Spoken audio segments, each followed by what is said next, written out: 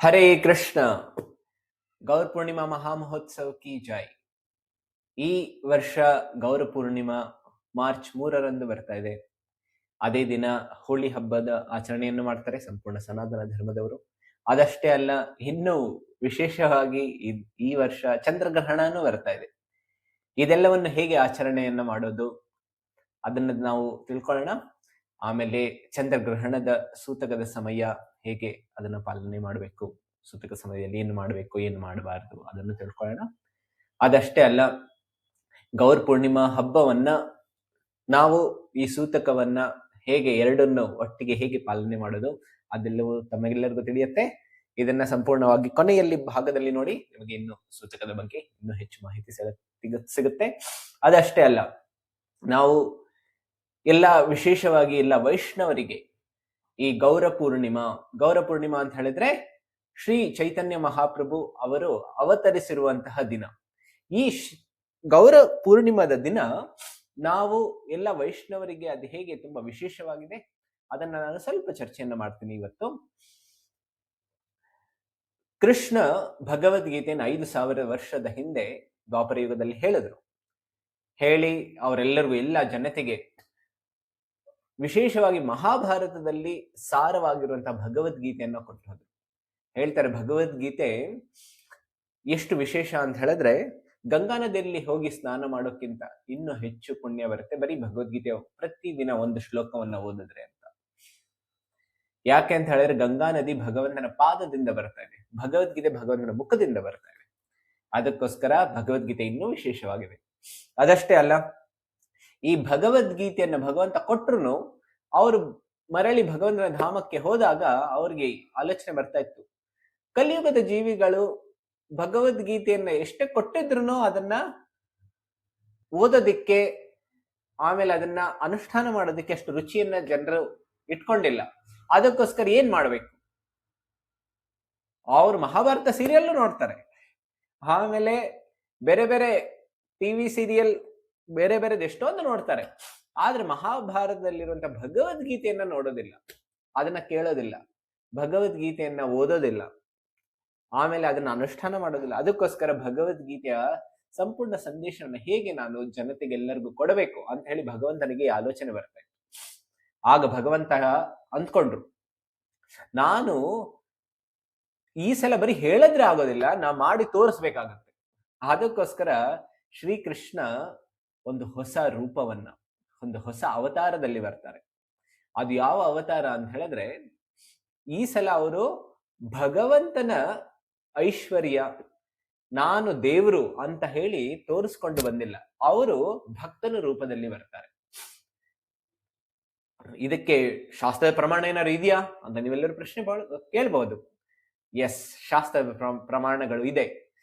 ನಾನು ಈ ಸಂಚಿಕೆಯಲ್ಲಿ ಸಂಪೂರ್ಣ ಶಾಸ್ತ್ರದ ಪ್ರಮಾಣವನ್ನ ನಿಮ್ಮೆಲ್ಲರ ಮುಂದೆ ಹೇಳೋದಕ್ಕೆ ಸಾಧ್ಯ ಆಗೋದಿಲ್ಲ, ಆದ್ರೆ ಒಂದೆರಡು ನಿಮ್ಮೆಲ್ಲರ ಸಂತೋಷಕ್ಕಾಗಿ ಹೇಳೋದಕ್ಕೆ ಪ್ರಯತ್ನವನ್ನ ಪಡ್ತೇನೆ.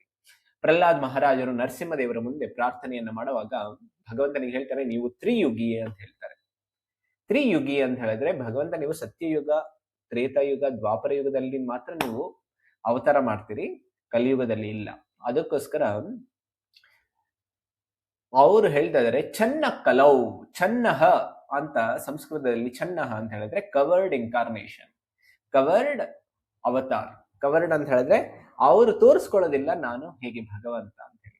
ಆ ರೂಪದಲ್ಲಿ ಶ್ರೀ ಚೈತನ್ಯ ಮಹಾಪ್ರಭು ಬರ್ತಾರೆ. ಕೃಷ್ಣ ಈಗ ಭಕ್ತರ ರೂಪದಲ್ಲಿ ಬರ್ತಾರೆ. ಭಕ್ತರ ರೂಪದಲ್ಲಿ ಬರುವಾಗ ಅವರು ದೇವರ ರೂಪದಲ್ಲಿ ಬಂದ್ರೆ ಉಪದೇಶ ಕೊಡ್ತಾರೆ, ಆದ್ರೆ ಭಕ್ತರ ರೂಪದಲ್ಲಿ ಬಂದಾಗ ಆ ಉಪದೇಶವನ್ನ ಅವರೇ ಸ್ವಯಂ ಪಾಲನೆಯನ್ನ ಮಾಡ್ತಾರೆ. ಸ್ವಯಂ ಪಾಲನೆ ಮಾಡ್ತಾ ಮಾಡ್ತಾ ಎಲ್ಲರಿಗೂ ಹೇಳ್ಕೊಡ್ತಾರೆ, ಈ ರೀತಿ ನಾವು ಭಗವಂತನ ಭಕ್ತರಾಗ್ಬೇಕು. ಆಮೇಲೆ ಭಕ್ತರಾಗಿ ಮಾಡಿದ್ರೆ ಏನೆಲ್ಲ ಲಾಭಗಳು ಸಿಗತ್ತೆ ಅದೆಲ್ಲವನ್ನು ಶ್ರೀ ಚೈತನ್ಯ ಮಹಾಪ್ರಭು ಅವರ ಸ್ವಯಂ ವೈಯಕ್ತಿಕ ಉದಾಹರಣೆಯ ಮೂಲಕ ನಮ್ಮೆಲ್ಲರಿಗೂ ತಿಳಿಸ್ಕೊಡ್ತಾ ಇದ್ದಾರೆ. ಅದಕ್ಕೋಸ್ಕರ ಇದಷ್ಟೇ ಅಲ್ಲ, ಮತ್ತೆ ಕೆಲವು ಶ್ಲೋಕಗಳು ಇದೆ. ಆ ಶ್ಲೋಕದಲ್ಲೆಲ್ಲ ಶ್ರೀ ಚೈತನ್ಯ ಮಹಾಪ್ರಭು ಹೇಗೆ ಭಗವಂತನ ಭಕ್ತರು ಅಂತಾನು ಹೇಳ್ಕೊಡ್ತಾ ಇದ್ದಾರೆ. ಒಂದು ವಿಷ್ಣು ಸಹಸ್ರನಾಮದಲ್ಲಿ ಮಹಾಭಾರತದ ಒಂದು ಶ್ಲೋಕ ಬರುತ್ತೆ. ಆ ಶ್ಲೋಕದಲ್ಲಿ ಒಂದು ಶ್ಲೋಕ ಬರುತ್ತೆ, ಹೇಳ್ತಾ ಇದ್ದಾರೆ, ಸುವರ್ಣವರ್ಣ ಹೇಮಾಂಗೋ. ಸುವರ್ಣವರ್ಣ ಹೇಮಾಂಗ ಅಂತ ಹೇಳಿದ್ರೆ ಏನು ಅರ್ಥ? ಆ ಭಗವಂತನ ಬಣ್ಣ ಯಾವ ರೀತಿ ಇದೆ ಅಂತ ಹೇಳಿದ್ರೆ ಚಿನ್ನದ ಬಣ್ಣ ಇದೆ. ಹೇಮಾಂಗ ಅವರ ಎಲ್ಲ ಶರೀರದ ಎಲ್ಲ ಅಂಗಗಳು. ವರಾಂಗಸ್ ಚಂದನಾಂಗದಿ. ಸನ್ಯಾಸಕೃತ್ ಶಮ ಶಾಂತೋ ನಿಷ್ಠಾ ಶಾಂತಿ ಪರಾಯಣ. ಈ ವಿಷ್ಣು ಸಹಸ್ರನಾಮದ ಈ ಶ್ಲೋಕ ಇದೆಯಲ್ಲ, ಇದು ಭಗವಂತನ ಅವತಾರದ ಬಗ್ಗೆ ಹೇಳ್ತದೆ. ಯಾವ ಅವತಾರ ಇದೆ ಈ ರೀತಿ? ಸನ್ಯಾಸಕೃತ್ ಶಮ ಶಾಂತೋ. ಯಾರಾದ್ರೂ ಭಗವಂತನ ಅವತಾರ ಇದೆಯಾ ಸನ್ಯಾಸವನ್ನ ಸ್ವೀಕಾರ ಮಾಡಿರೋದು? ನಾವು ಎಲ್ಲ ಕೇಳೋದಿಲ್ಲ. ಆದ್ರೆ ಸನ್ಯಾಸ ಸ್ವೀಕಾರ ಮಾಡುವಂತ ಅವತಾರ ಅಂತ ಹೇಳಿದ್ರೆ ಶ್ರೀ ಚೈತನ್ಯ ಮಹಾಪ್ರಭು, ಗೌರಾಂಗ ಮಹಾಪ್ರಭು. ಈ ನಿಷ್ಠಾ ಶಾಂತಿ ಪರಾಯಣ, ಅವರ ನಿಷ್ಠೆಯನ್ನ ತೋರಿಸಿದ್ರು ಶಾಂತಿ. ಈ ರೀತಿ ಈ ಶ್ಲೋಕ ಶ್ರೀ ಚೈತನ್ಯ ಮಹಾಪ್ರಭುಗೆ ಅದು ಅನ್ವಯ ಆಗತ್ತೆ. ಈ ರೀತಿ ಎಷ್ಟೊಂದು ಶಾಸ್ತ್ರದ ವೇದಗಳಲ್ಲಾಗ್ಬೋದು, ಉಪನಿಷತ್ತುಗಳಲ್ಲಾಗ್ಬೋದು, ಪುರಾಣಗಳಲ್ಲಾಗ್ಬೋದು ಎಷ್ಟೊಂದು ಉದಾಹರಣೆಗಳಿದೆ, ಎಷ್ಟೊಂದು ಪ್ರಮಾಣಗಳಿದೆ. ಇದು ಶ್ರೀ ಚೈತನ್ಯ ಮಹಾಪ್ರಭುಗೆ ಅನ್ವಯ ಆಗತ್ತೆ. ಅದಷ್ಟೇ ಅಲ್ಲ, ಶ್ರೀ ಚೈತನ್ಯ ಮಹಾಪ್ರಭುಗಳ ಅವತರಣ ಯಾವ ದಿನ ಆಯ್ತು ಅಂತ ಹೇಳಿದ್ರೆ ಫಾಲ್ಗುಣಿ ಪೂರ್ಣಿಮಾ ದಿನ. ಯಾವ ಶಕಾಬ್ದ? 1407, 1407 ಶಕಾಬ್ದ. ಆಗ ಈಗ ಕ್ರಿಶ್ಚಿಯನ್ ಎರಾನಲ್ಲಿ ಹೇಳಬೇಕು ಅಂತ ಹೇಳಿದ್ರೆ, ಈಗ ಇಂಗ್ಲಿಷ್ ಕ್ಯಾಲೆಂಡರ್ ನಲ್ಲಿ ಹೇಳಬೇಕು ಅಂತ ಹೇಳಿದ್ರೆ ಫೆಬ್ರವರಿ 1486 ಆ ಪೂರ್ಣಿಮಾ ದಿನ ಭಗವಂತನ ಅವತರಣ ಆಯಿತು. ಅವರ ತಂದೆ ತಾಯಿ ಹೆಸರು ಜಗನ್ನಾಥ್ ಮಿಶ್ರಾ ಮತ್ತು ಶಚಿದೇವಿ. ಅವರು ಜನ್ಮ ಪಡೆದ ತಕ್ಷಣ ಶಚಿದೇವಿ ಅವರ ತಂದೆ ನೀಲಾಂಬರ ಚಕ್ರವರ್ತಿ ಅಂತ ಹೇಳಿ ಅವರು ತಕ್ಷಣ ಜಾತಕವನ್ನ ಹಾಕ್ತಾರೆ. ಜಾತಕವನ್ನ ಹಾಕಿ ಅವ್ರಿಗೆ ತಕ್ಷಣ ಆಶ್ಚರ್ಯ ಆಗ್ಬಿಡುತ್ತೆ. ಇಂತಹ ಮಗುವಿನ ಜಾತಕ ನೋಡಿದ ತಕ್ಷಣ, ಕುಂಡಲಿ ನೋಡಿದ ತಕ್ಷಣ ಅವ್ರಿಗೆ ಅನ್ಸುತ್ತೆ ಇದು ಒಬ್ಬ ಸಾಮಾನ್ಯವಾದಂತಹ ವ್ಯಕ್ತಿ ಅಲ್ಲ, ಸಾಕ್ಷಾತ್ ದೈವಿ ಪುರುಷ ಅಂತ ಗೊತ್ತಾಗ್ಬಿಡುತ್ತೆ. ಆಗ ಅವ್ರಿಗೆ ಹೇಳ್ತಾರೆ ತುಂಬಾ ವಿಶೇಷವಾದಂತಹ ಹೆಸರು ಇಡಬೇಕು. ಏನು ಅಂತ ಹೇಳಿದ್ರೆ ವಿಶ್ವಂಭರ. ವಿಶ್ವಂಭರ ಅಂದರೆ ಸಂಪೂರ್ಣ ಜಗತ್ತನ್ನ ಪೋಷಣೆಯನ್ನ ಮಾಡುವಂತವ್ರು. ಯಾವ ರೂಪದಲ್ಲಿ? ಭಕ್ತಿಯನ್ನ ಕೊಡುವುದರಲ್ಲಿ. ಅದಕ್ಕೋಸ್ಕರ ವಿಶ್ವಂಭರ ಅಂತ ಹೇಳಿ ಹೆಸರನ್ನ ಕೊಡ್ತಾರೆ. ಅದಷ್ಟೇ ಅಲ್ಲ, ಅವರ ಬಣ್ಣ, ಶರೀರದ ಕಾಂತಿ ಗೌರವರ್ಣವಾಗಿತ್ತು. ಅದಕ್ಕೋಸ್ಕರ ಅವ್ರಿಗೆ ಗೌರಹರಿ ಅಂತ ಹೇಳಿ ಹೆಸರನ್ನು ನೀಡ್ತಾರೆ. ಅದಷ್ಟೇ ಅಲ್ಲ, ಯಾಕೆಂದ್ರೆ ಅವರು ಬೇವಿನ ಮರದ ಕೆಳಗಡೆ ಅವರ ಜನ್ಮ ಆಗುತ್ತೆ. ಅದಕ್ಕೋಸ್ಕರ ನೀಮ್ ಟ್ರೀ ಅಂತ ಹೇಳ್ತಾರೆ. ಅದಕ್ಕೋಸ್ಕರ ನಿಮಾಯಿ ಅಂತ ಹೇಳಿ ಹೊಸ ಹೆಸರನ್ನು ಕೊಡ್ತಾರೆ. ಈ 3 ಹೆಸರುಗಳು ಬರುತ್ತೆ: ವಿಶ್ವಂಭರ, ಅದಾದ್ಮೇಲೆ ಗೌರಹರಿ ಮತ್ತು ನಿಮಾಯಿ. ಈ ರೀತಿ ಎಷ್ಟೊಂದು ಹೆಸರುಗಳನ್ನ ಶ್ರೀ ಚೈತನ್ಯ ಮಹಾಪ್ರಭುಗಳು, ಶ್ರೀ ಚೈತನ್ಯ ಅಂತ ಹೇಳಿ ಅವ್ರಿಗೆ ಮುಂದೆ ಈ ಹೆಸರನ್ನು ಸಿಕ್ತು. ಅವ್ರಿಗೆ ಗೌರಾಂಗ ಮಹಾಪ್ರಭು ಅಂತ ಹೇಳ್ತಾರೆ, ಶ್ರೀ ಚೈತನ್ಯ ಮಹಾಪ್ರಭು ಅಂತ ಹೇಳ್ತಾರೆ. ನಿಮಾಯಿ, ಅವ್ರು ಸಣ್ಣವರಿದ್ದಾಗ ನಿಮಾಯಿ ಅಂತ ಕರೀತಾ ಇದ್ರು ಅವ್ರ ತಂದೆ ತಾಯಿ ಪ್ರೀತಿಯಿಂದ. ಆಮೇಲೆ ಅಕ್ಕಪಕ್ಕದ ಮನೆಯವರೆಲ್ಲ ಗೌರಹರಿ ಅಂತ ಕರೀತಾ ಇದ್ರು. ಆಮೇಲೆ ಅವ್ರದ್ದು ಫಸ್ಟ್ ಹೆಸರು ಕೊಟ್ಟಿದ್ದು ವಿಶ್ವಂಭರ ಅಂತ. ಈಗ ಇವರು ಜನ್ಮವನ್ನ ಪಡಿಬೇಕಾದ್ರೆ ಯಾಕೆ ಇದೇ ಸಮಯದಲ್ಲಿ ಫಾಲ್ಗುಣಿ ಪೂರ್ಣಿಮಾ ಅವರು ಜನ್ಮವನ್ನು ಪಡೆಯೋ ದಿನ, ಅದೇ ದಿನ ಚಂದ್ರಗ್ರಹಣವೂ ಆಯ್ತು. ಈ ಸಲವೂ ಚಂದ್ರಗ್ರಹಣ ಆಗ್ತಾ ಇದೆ. ಯಾಕೆ?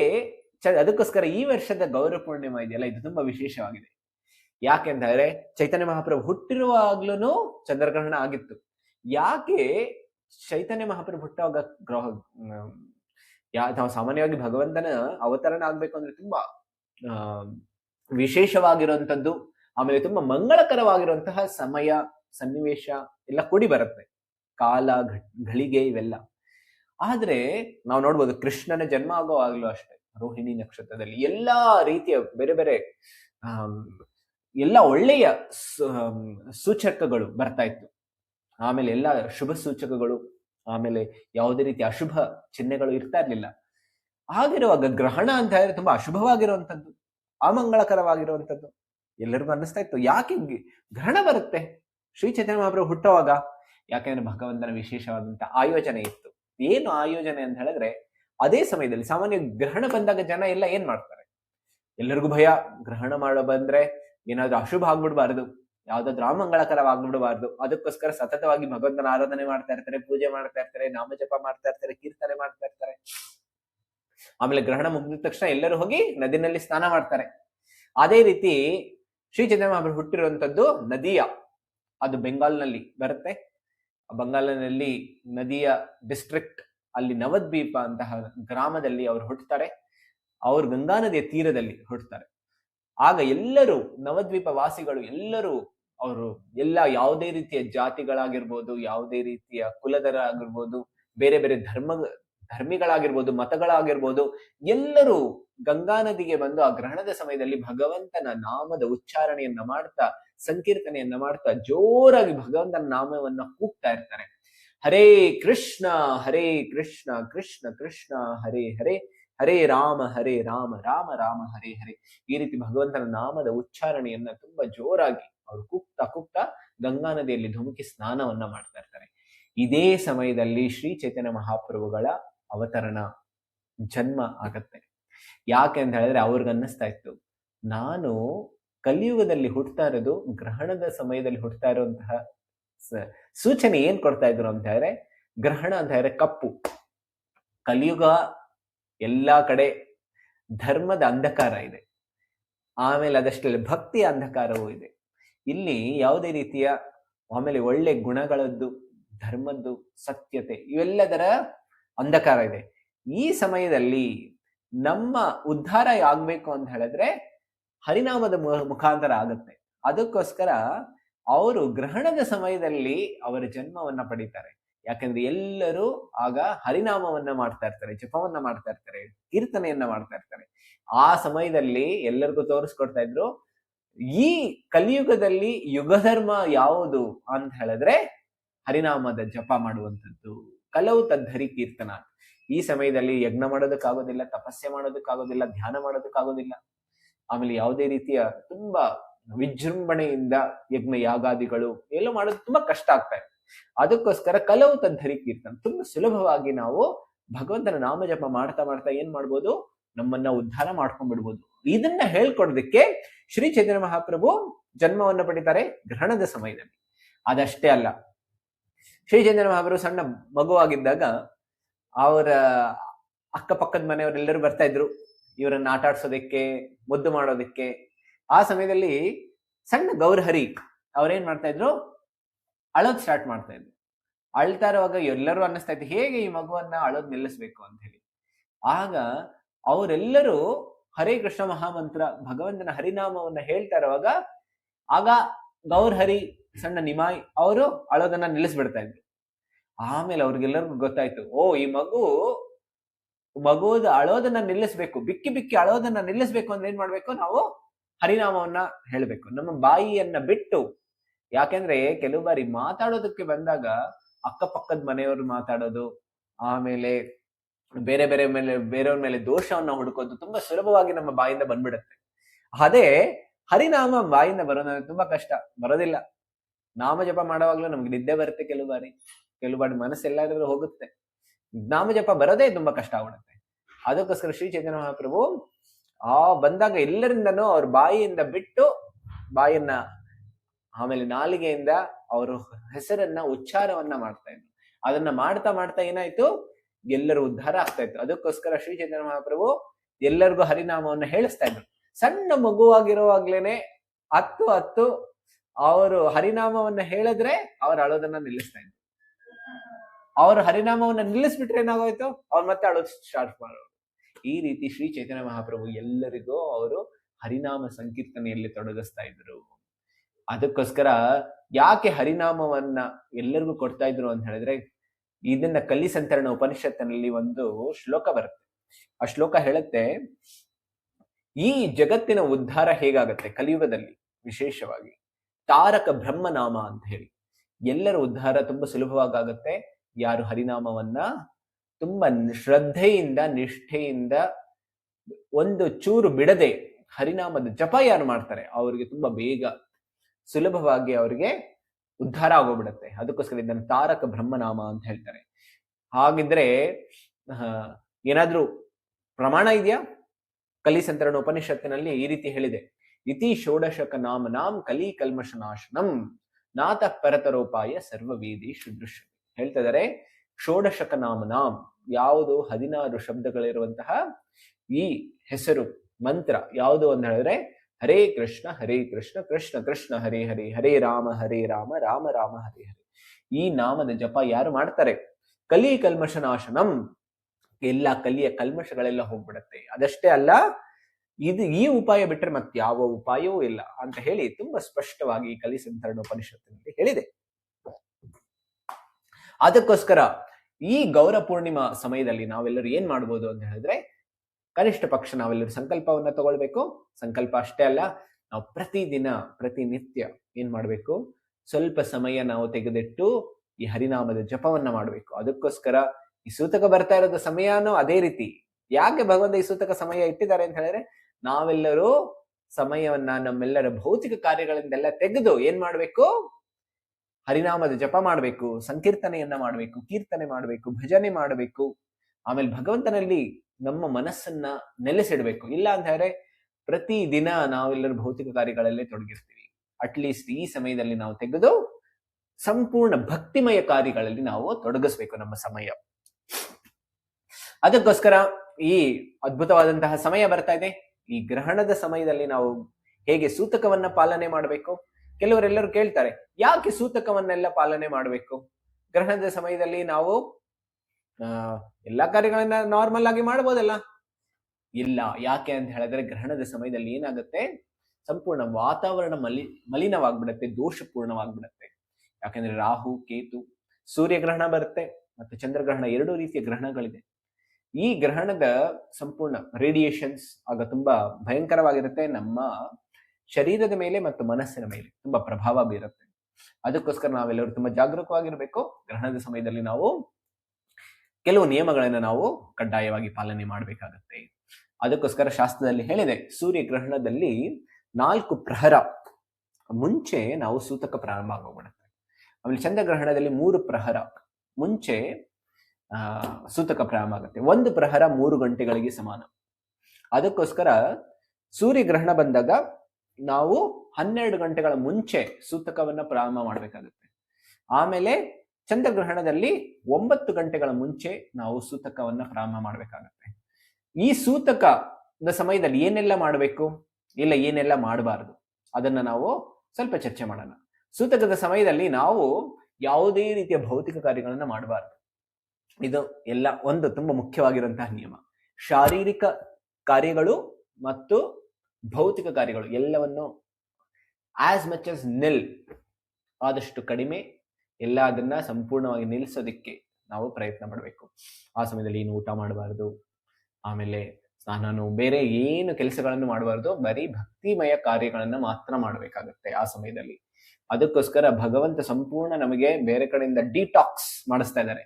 ಭೌತಿಕ ಕಾರ್ಯಗಳಿಂದ ಬೇರೆ ಬೇರೆ ಆ ಸಮಯದಲ್ಲಿ ಎಂಟರ್ಟೈನ್ಮೆಂಟ್ ಮಾಡುವಂಥದ್ದು, ಅಕ್ಕಪಕ್ಕದ ಜೊತೆ ಮಾತಾಡೋದು, ಹರಟೆ ಹೊಡೆಯೋದು, ಆಮೇಲೆ ಬೇರೆ ಬೇರೆ ಬೇರೆ ಯಾವುದೇ ರೀತಿಯ ಕೆಲಸ ಮಾಡೋದನ್ನು ಮಾಡಬಾರ್ದು. ಆ ಸಮಯದಲ್ಲಿ ಬರೀ ನಾವು ಏನ್ ಮಾಡ್ಬೇಕು ಅಂತ ಹೇಳಿದ್ರೆ, ಬರೀ ಭಕ್ತಿಮಯ ಕಾರ್ಯಗಳು, ವಿಶೇಷವಾಗಿ ನೀವು ಅದರಲ್ಲಿ ನಾಮಜಪ, ಕೀರ್ತನೆ, ಭಜನೆ, ಇದು ನಾವು ವಿಶೇಷವಾಗಿ ಮಾಡ್ಬೇಕಾಗತ್ತೆ. ಮತ್ತೆ ಯಾವುದೇ ರೀತಿಯ, ವಿಶೇಷವಾಗಿ ಗರ್ಭಿಣಿಯರು ಇರ್ತಾರಲ್ಲ, ಅವರು ಆ ಸಮಯದಲ್ಲಿ ಆಚೆ ಹೋಗ್ಬಾರ್ದು ಅಂತ ಹೇಳ್ತಾರೆ. ಮತ್ತೆ ಯಾವುದೇ ಕಾರ್ಯಗಳನ್ನು ಮಾಡಬಾರ್ದು. ಆಮೇಲೆ ಅದಾದ್ಮೇಲೆ ನಾವು ಯಾವುದೇ ರೀತಿಯ ಆಹಾರವನ್ನು ಅಷ್ಟೇ ಆ ಸಮಯದಲ್ಲಿ ತಿನ್ನಬಾರ್ದು. ಮತ್ತೆ ಯಾವ್ದಾದ್ರು ಕುಕ್ ಮಾಡಿರ್ತೀವಿ ಅದನ್ನು ಗ್ರಹಣದ ನಂತರ ಅದನ್ನ ಸ್ವೀಕಾರ ಮಾಡಬಾರದು ಅಂತ ಹೇಳ್ತಾರೆ. ಅದಕ್ಕೋಸ್ಕರ ಯಾವುದೆಲ್ಲ ನಾವು ಬಿಸಾಕೋದಕ್ಕಾಗೋದಿಲ್ಲ, ಅದಕ್ಕೋಸ್ಕರ ಅಲ್ಲೆಲ್ಲ ನಾವು ತುಳಸಿ ಇಲ್ಲ ಕುಶ ಹುಲ್ಲು ಅಲ್ಲಿ ಅದನ್ನ ಹಾಕ್ಬೇಕಾಗತ್ತೆ. ಅದರ ಮೂಲಕ ಅದನ್ನ ರಕ್ಷಣೆ ಮಾಡಬೇಕು. ಸೂತಕ ಮುಗಿದ ಮೇಲೆ ಏನ್ ಮಾಡ್ಬೇಕು, ನಾವು ಸ್ನಾನ ಮಾಡಬೇಕು. ಸೂತಕ ಮುಗಿದ ಮೇಲೆ ಸ್ನಾನ ಮಾಡಿದ್ಮೇಲೆ ಬ್ರಾಹ್ಮಣರಿಗೆ ದಾನವನ್ನ ಮಾಡಬೇಕು. ಅದಾದ್ಮೇಲೆ ನಾವು ಪ್ರಸಾದವನ್ನ ಗ್ರಹಣೆ ಮಾಡಬಹುದು. ಸೊ ಈ ರೀತಿ ಸಾಮಾನ್ಯವಾಗಿ ಎಲ್ಲ ಸೂರ್ಯಗ್ರಹಣ ಆಗಿರ್ಬೋದು, ಚಂದ್ರಗ್ರಹಣದಲ್ಲೂ ಈ ರೀತಿ ನಾವು ಪಾಲನೆ ಮಾಡ್ಬೇಕಾಗತ್ತೆ. ವಿಶೇಷವಾಗಿ ಈ ಸಲ ಬರ್ತಾ ಇರುವಂತಹ ಚಂದ್ರಗ್ರಹಣದ ಸಮಯ ಇದು 3ನೇ ತಾರೀಕು ಬರ್ತಾ ಇದೆ. ಅದಕ್ಕೋಸ್ಕರ ನಾವೆಲ್ಲರೂ ಏನ್ ಮಾಡ್ಬೇಕು ಅಂತ ಹೇಳಿದ್ರೆ, ಇದು ಬೆಳಿಗ್ಗೆ 9:30 ಪ್ರಾರಂಭ ಆಗುತ್ತೆ, ಸಂಜೆ 6:45 ತನಕ. ಬೇರೆ ಬೇರೆ ಎಲ್ಲೇ ಇದ್ರು ಜಾಸ್ತಿ ಅಂತ ಹೇಳಿದ್ರೆ 6:45 ತನಕ ಹೋಗ್ತಾ ಇದೆ. ಅದಕ್ಕೋಸ್ಕರ 6:50 ಆದ್ಮೇಲೆ ನಾವು ಸ್ನಾನ ಮಾಡಿ, ಅದಾದ್ಮೇಲೆ ಬೇರೆ ಎಲ್ಲ ಕಾರ್ಯಗಳು, ಮತ್ತೆ ಮನೆಯನ್ನ ಶುದ್ಧಿ ಮಾಡಿ, ಆಮೇಲೆ ಏನೆಲ್ಲ ಅಡುಗೆ ಮನೆಯಲ್ಲಿ ಆಗಬೇಕಾದ್ರೆ ಫ್ರೆಶ್ ಕುಕ್ಕಿಂಗ್ ಮಾಡ್ಬೋದು, ಅದಾದ್ಮೇಲೆ ಭಗವಂತನಿಗೆ ನೈವೇದ್ಯ ಮಾಡ್ಬೋದು. ಆದ್ರೆ ಇಲ್ಲಿ ಈ ಸಮಯದಲ್ಲಿ ಚಂದ್ರಗ್ರಹಣ ಮುಗಿದ ಮೇಲೆ ನಾವು ಗೌರ ಪೂರ್ಣಿಮಾವನ್ನು ಆಚರಣೆ ಮಾಡ್ತಾ ಇದೀವಿ. ಎಲ್ಲರೂ ವೈಷ್ಣವರು ಹೇಗೆ ಗೌರ ಪೂರ್ಣಿಮೆಯನ್ನು ಆಚರಣೆ ಮಾಡ್ಬೋದು ಅಂತ ಹೇಳಿದ್ರೆ ತುಂಬಾ ಸುಲಭ. ಯಾಕೆ ಅಂತ ಹೇಳಿದ್ರೆ ಇದು ಒಂದೇ ದಿನ ಬಂದಿರೋದಕ್ಕೋಸ್ಕರ ನಾವೆಲ್ಲರೂ ಹತ್ತಿರದಲ್ಲಿರುವಂತಹ ಇಸ್ಕಾನ್ ಮಂದಿರಕ್ಕೆ ಹೋಗ್ಬೋದು. ಅಲ್ಲಿ ಕೀರ್ತನೆ, ಅಭಿಷೇಕ ನಡೆಯುತ್ತೆ, ಕೀರ್ತನೆ ಕಥಾ ನಡೆಯುತ್ತೆ. ಅದಾದ್ಮೇಲೆ ಪ್ರಸಾದವೂ ಇರುತ್ತೆ, ಅಲ್ಲಿ ಪ್ರಸಾದವನ್ನು ಸ್ವೀಕಾರ ಮಾಡ್ಬೋದು. ವಿಶೇಷವಾಗಿ ಏಕಾದಶಿ ಪ್ರಸಾದವನ್ನ ಸ್ವೀಕಾರ ಮಾಡಬೇಕು. ಯಾಕೆಂದರೆ ಭಗವಂತನ ಅವತರಣದ ದಿನ. ಆ ದಿನ ನಾವು ಮತ್ತೆ ಯಾವುದೇ ರೀತಿಯ ಧಾನ್ಯಗಳನ್ನ ಸ್ವೀಕಾರ ಮಾಡಬಾರ್ದು. ಏಕಾದಶಿ ಪ್ರಸಾದವನ್ನ ನಾವು ಸ್ವೀಕಾರ ಮಾಡಬಹುದು ಮಂದಿರದಲ್ಲಿ.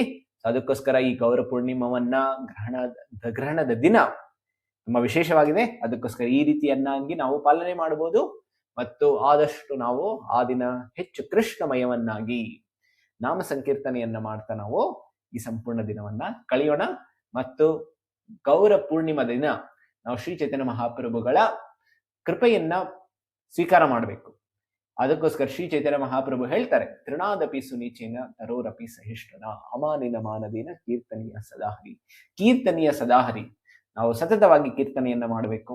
ಆಮೇಲೆ ಎಲ್ಲರಿಗೂ ಈ ಕೀರ್ತನೆಯನ್ನ ಕೊಡುವಂತಹ ವಿಶೇಷವಾದಂತಹ ಕಾರ್ಯವನ್ನು ನಾವು ಮಾಡಬಹುದು. ಅದಕ್ಕೋಸ್ಕರ ನಾವೆಲ್ಲರೂ ಶ್ರೀ ಚೈತನ್ಯ ಮಹಾಪ್ರಭುಗಳ ಕೃಪೆಯನ್ನ ಯಾಚನೆ ಮಾಡ್ತಾ ಈ ಗೌರ ಪೂರ್ಣಿಮಾವನ್ನ ನಾವೆಲ್ಲರೂ ತುಂಬಾ ವಿಜೃಂಭಣೆಯಿಂದ ಮತ್ತು ಹೃದಯದಿಂದ ಆಚರಣೆಯನ್ನ ಮಾಡೋಣ. ಹರೇ ಕೃಷ್ಣ ಕೃಷ್ಣ ಕೃಷ್ಣ ಹರೇ ಹರೇ, ಹರೇ ರಾಮ ರಾಮ ರಾಮ ಹರೇ ಹರೇ. ಶ್ರೀ ಗೌರ ಪೂರ್ಣಿಮಾ ಮಹಾಮಹೋತ್ಸವ ಕಿ ಜೈ. ಶ್ರೀಲ ಪ್ರಭುಪಾದ ಕಿ ಜೈ.